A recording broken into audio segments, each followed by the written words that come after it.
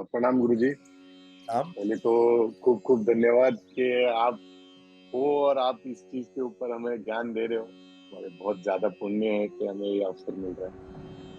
और सवाल तो एकदम छोटा ही था कि मैंने सुना है ऐसा कि जब भी हम लोग रामचरितमानस पढ़ते हैं तो हनुमान जी वहां पर उपस्थित होते हैं। तो क्या ये बात सच है? और मतलब अगर होते हैं तो और भी देवी देवता आते हैं कि यही यही सवाल था। बिल्कुल, जहाँ जहाँ भक्त भगवान को याद करते हैं, उनको गाते हैं, वहाँ वहाँ पे हनुमान जी जरूर होते हैं, ये निश्चित है। और जिस दिन हम लोग ये सत्र का संकल्पना कर रहे हैं, तो हम आज महसूस कर पाते हैं हनुमान जी और पूरे राम दरबार को, जो कहीं न कहीं किसी न किसी रूप से, सूक्ष्म रूप से हमारे चारों ओर प्रस्तुत है। तो आप ये मान लें कि हम लोग जब ये राम कथा करेंगे, राम के महात्म्य को पढ़ेंगे, रामचरितमानस को पढ़ेंगे, तो निश्चित रूप से ऐसे दिव्य देवी देवताओं का कहीं न कहीं सूक्ष्म आभास होगा, आप सबको होगा। इस पूरे 3 महीने में आप सबको कोई न कोई दिव्य देवताओं का आभास अवश्य होगा, जरूर होगा। क्योंकि ये निश्चित है, हम चर्चा करेंगे, उनके सभी स्वरूपों का ख्याल करेंगे, तो इन देवताओं का किसी न किसी रूप से आपको आभास, आपको अनुभव अवश्य होगा। ये बिल्कुल सही कह रहे हैं आप। और चिराग जी, आपके कुछ प्रश्न हैं, आप पूछ लें। जी गुरुजी प्रणाम। प्रणाम। गुरुजी प्रश्न ये था कि रामचरितमानस में एक चौपाई आती है जो तुलसीदास जी कहते हैं, जिसमें कि कलयुग केवल नाम आधारा, सुमिरे सुमिरे नर उतरे पारा। तो बचपन से पढ़ते आ रहे, बट अभी तक वो एक क्वेश्चन है कि वो कौन से नाम के बारे में बोल रहे हैं? वो राम राम जपने के बारे में बोल रहे हैं, शिव शिव है, कृष्ण कृष्ण है, या मतलब वो एक स्पेसिफिकेशन अगर आपसे मिल जाए। बिल्कुल, मैं इस पर बहुत विशद व्याख्या करूंगा। बिल्कुल व्याख्या करूंगा। नाम अधारा और किसको सुमिरन करने की बात कर रहे हैं, ये कौन सा नाम है, और किसको सुमिरन करने की बात कर रहे हैं। और यही वो कहते हैं कि राम न सकहूं नाम गुण गाई। खुद राम भी उस नाम के गुण को गा नहीं सकते, तो वो कौन सा नाम है। इसलिए मैंने सूरत शब्द योग की बात की चर्चा की, क्योंकि ये नाम वास्तव में परमात्मा का वो विशुद्धतम नाम है, जो अनहद नाद से उत्पन्न होता है, जो हम लोग उच्चरित नहीं कर सकते, जो बैखरी नहीं है। बैखरी नाम यानी कि जो हम उच्चरित कर सकते हैं। हम आपका नाम बुला लिए चिराग, या प्रतीक, या विकास, या रचना, या स्वाति, या नेहा, ये हम मुंह से ये नाम बोल रहे हैं, ये शब्द बोल रहे हैं। लेकिन यहां इसकी बात हो रही है, आपको समझना पड़ेगा कि उस दौरान गोस्वामी के टाइम में नाम का अर्थ या उसका व्याकरण या उसका उपयोग किस वजह से किया जाता था, किन अर्थों में किया जाता था। नाम नाम का मतलब, जैसे हम लोग आज के डेट में क्या मानते हैं, मेरा नाम XYZ है। नाम का मतलब नेम, ये मेरा नाम है। तो जब हम लोग आज के डेट में पूछते भाई तुम्हारा नाम क्या है, तो हम लोग सोचते हैं कि नाम का मतलब जो मुझे मेरा घर में मेरा नाम रखा गया है उसको नाम बोलते हैं। ये आज के दिन में समझा जाता है, पर आज से 500 साल पहले ये ऐसा नहीं था। नाम का मतलब नेम नहीं था। व्हाट इज माई नेम, मेरा नाम क्या है, वो नाम नहीं था। आज से 500 साल पहले नाम शब्द कहा जाता था धुन को, आवाज को बोला जाता था नाम। आप उस समय के सारे ग्रंथों को पढ़े, उस समय के जो भी कवि रहे, उस समय के जो लेखक थे, उस समय जो साहित्य लिखा, जिन लोगों ने उस समय बड़े बड़े ग्रंथ लिखे, उन लोगों ने नाम शब्द का क्या अर्थ लिया? जब उसका आप चिंतन मनन करेंगे तो आप पाएंगे वहां नाम शब्द का अर्थ आवाज से है। और ये कौन सा आवाज है?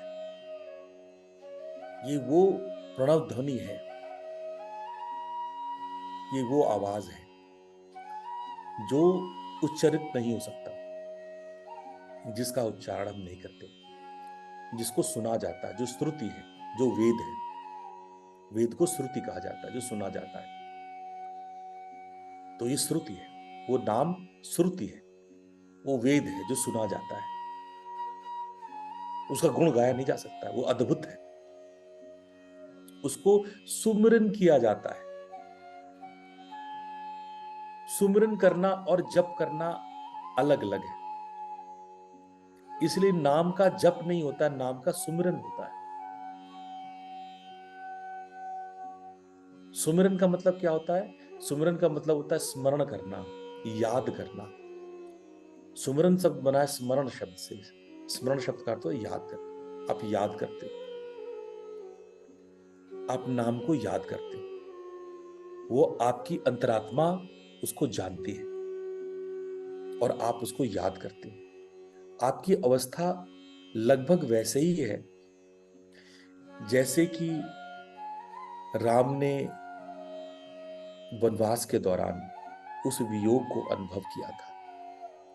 सीता को रावण हर ले गया था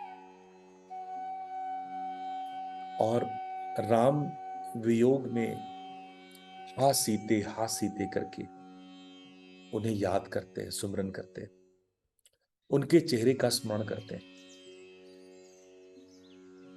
हमारी स्थिति भी ऐसे ही है।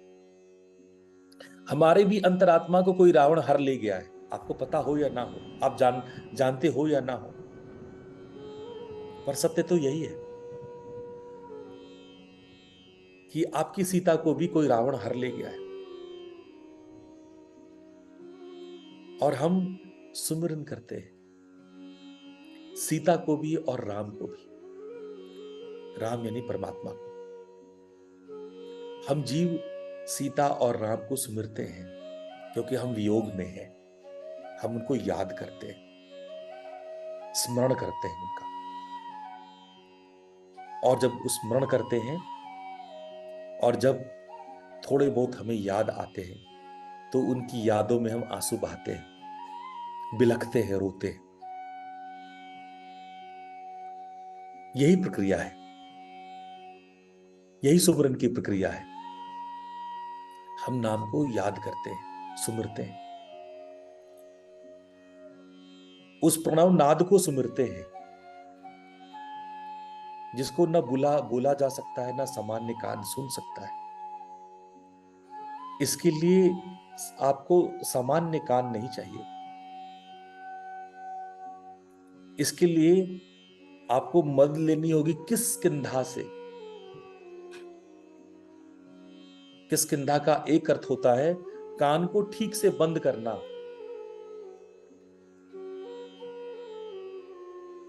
कान को इस प्रकार से बंद करना कि आप आध्यात्मिक या उस गैबीय धुन को सुन सकें, उस आसमानी आवाज को सुन सकें।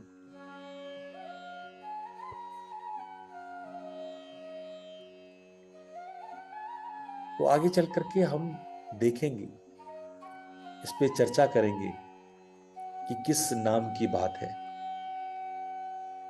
क्योंकि मीराबाई ने कहा, पायो जी मैंने नाम रतन धन पायो। कुछ मूर्खों ने वो नाम काट करके राम लिख दिया वहां पे, पायो जी मैंने राम रतन धन पायो। मैंने पिछले दिन भी सत्संग में कहा था कि वैसे भी मीरा कभी राम की उपासक थी नहीं, राम शब्द का उपयोग मीरा ने कभी नहीं किया। तो वही एकमात्र उनका गीत है जिसको नाम काट करके लोगों ने राम कर दिया। पायो जी ने राम रतन धन पायो, ऐसा तो कोई कविता ही नहीं बनता, ऐसा कोई अलंकार ही नहीं बनता है। ना उन्होंने जीवन में कभी राम का नाम लिया। उसी कविता में मीराबाई लिखती है पायो जी मैंने नाम रतन धन पायो, सत की नाव खिवटी है सतगुरु, भव सागर तर पायो। पायो जी मैंने नाम रतन धन पायो, सत की नाव खिवटी है सतगुरु। सत की नाव, सत लोक की नाव, सत धाम जाने की नाव को खिवटी है सतगुरु, भव सागर तर पायो। भव सागर के पार जाने के लिए वस्तु अमोलक दी मेरे सतगुरु। राम रतन सतगुरु क्यों देंगे?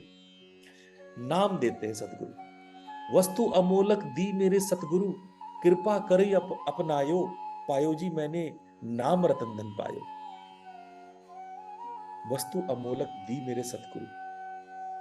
जो गुरु आपको दे सकता है, जो सबसे अमूल्य धन दे सकता है, वो नाम ही दे सकता है। और राम न सकहु नाम गुण गाई, राम भी उस नाम का गुण नहीं गा सकते। उस वस्तु अमूलक को सतगुरु अपने शिष्यों को प्रदान करते हैं। वस्तु अमूलक दी मेरे सतगुरु, कृपा करे अपनाए। तो नाम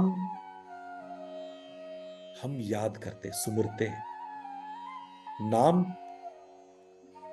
जिसको श्रुति होती है, जिसको सुनाई पड़ती है। नाम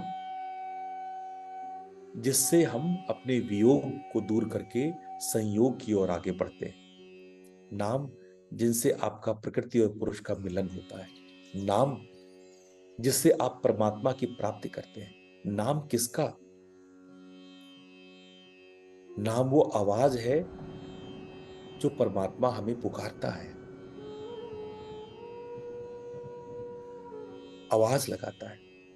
केवल आप ही नहीं परमात्मा को आवाज लगाते, उधर से परमात्मा भी लगाते हैं। परमात्मा जो आवाज लगाते हैं उसको नाम कहा जाता है, और हम जो करते हैं वो सुमिरन है, वो श्रुति है।